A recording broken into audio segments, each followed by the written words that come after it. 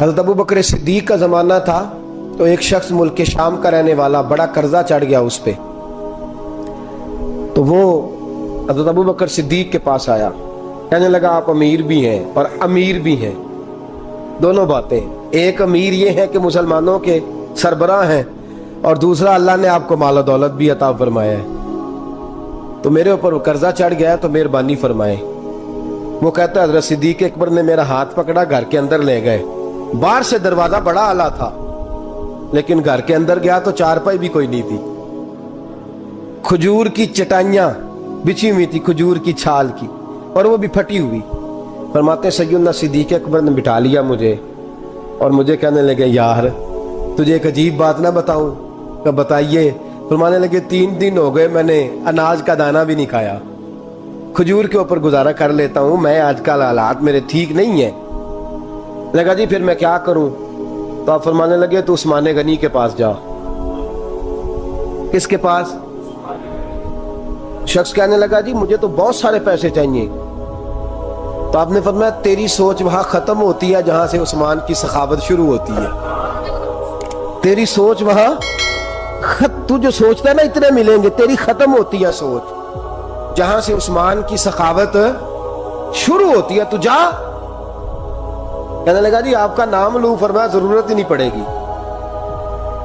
جی میں ذکر کروں گا کہ مجھے امیر المومنین نے بھیجا ہے۔ فرمایا ضرورت ہے، صرف اتنا تو جا کے بتانا کہ میں مقروض ہوں اور رسول اللہ کا نوکر ہوں صلی اللہ علیہ، اتنا بتانا کہ مسلمان ہوں، مصطفیٰ کا غلام، بس، اور کسی اضافے کی ضرورت۔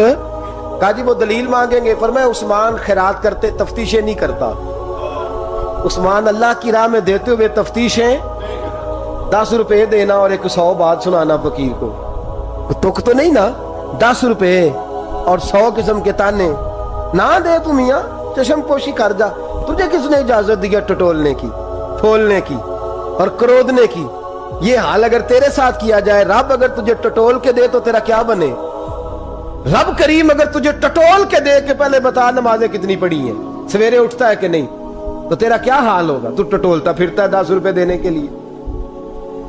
حضرت عثمان غنی کی عادت نہیں، وہ شخص کہتا ہے میں چلا گیا، پوچھتا پچھاتا دروازے پہ پہنچا، دروازے پہ دستک دی تو حضرت عثمان غنی کے اندر سے بولنے کی آواز ہے، اپنے بچوں کو ڈانٹ رہے ہیں، کہتے ہیں او یار تم لوگ شہد کے اندر، دودھ کے اندر شہد ملا کے پیتے ہو، خرچہ تھوڑا کم کرو، اتنا خرچہ تم نے بڑھا دیا ہے، تم دودھ کے اندر دودھ بھی میٹھا شہد بھی میٹھا، ایک چیز کھا لو، کو بیمار ہو 2 چیزیں استعمال کرتے ہو۔ کہتے ہیں میں نے کہا ابو بکر تو بڑی باتیں بتا رہے تھے، اور اس قسم کے کئی واقعات حضرت عثمان غنی کے ساتھ ہوئے، وہ تو بڑی باتیں بتا رہے تھے، اور یہ آدمی دودھ شہد سے لڑائی کر رہا ہے اور مجھے کئی ہزار درہم چاہیے، دینار چاہیے، مجھے دے گا؟ فرماتے ہیں اب وہ ڈانٹ کے باہر آئے، میں دروازے پہ تھا، آتے ہی کہنے لگے میں آیا نا تو جب میں نے السلام علیکم کہا تو وہ سمجھ گئے میں مسلمان ہوں۔ کہتے ہیں وعلیکم کہا تو پہلا جملہ انہوں نے جو بولا وہ ان کے بڑے پن کا مظاہرہ تھا۔ کہنے لگے بچوں کو ایک بات سمجھانی تھی، آنے میں مجھے 1.5-2 منٹ لگ گئے، تو دروازے پہ کھڑا رہا، مجھے معاف کر دینا۔ بڑے لوگوں کی بڑی باتیں، بڑے لوگوں کی بڑی باتیں، اتنا بڑا قد ہے اتنا بڑا اخلاق ہے۔ کہنے لگے تجھے ایک بات بچوں سے کرنے لگ گیا تھا، تجھے انتظار کرنا پڑا، ذرا درگزر کرنا۔ کہتے ہیں پھر انہوں نے دروازہ کھولا، جو اس وقت ان کا ماحول تھا، حویلی کا، ڈرائنگ روم کا، جو بھی، مجھے بٹھایا۔ کہتے ہیں میرے لیے جو پہلی چیز آئی وہ دودھ کے اندر شہد ڈال کے وہ لائے۔ کہتے ہیں میرے دل میں خیال آیا گھر میں جھگڑا کر رہے تھے، مجھے پلایا، اس کے بعد کھجوروں کا حلوہ آ گیا۔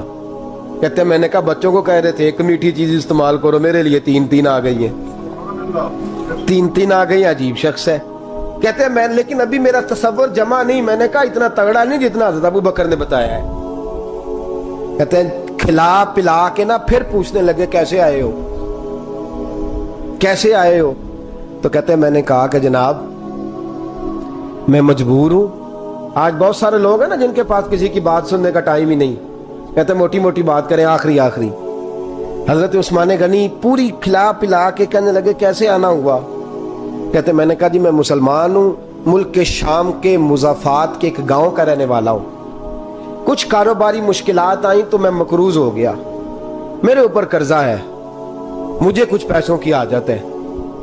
فرمانے لگے میں نے کچھ پیسے کہا، انہوں نے ایک آواز دی تو ان کا غلام آیا ایک اونٹ کے اوپر لدا ہوا سامان لے کے۔ کس کے اوپر؟ اونٹ کے اوپر۔ کہتا ہے مجھے 3000 اشرفیوں کی ضرورت تھی، میں نے بتایا نہیں 3000 چاہیے۔ اونٹ آیا تو حضرت عثمان غنی کہنے لگے اس اونٹ پر تیرے لیے، تیرے گھر والوں کے لیے میں نے کپڑے بھی رکھوا دیے، کھانا بھی رکھوا دیا اور 6000 اشرفیاں بھی رکھوا دیے، تو پیدل آیا ہے تو اب اونٹ لے کے جا۔ کہتے میں نے کہا حضور اونٹ واپس کون کرنے آئے گا؟ کہنے لگے واپس کرنے کے لیے دیا ہی نہیں تو تحفہ ہے، تو لے جا۔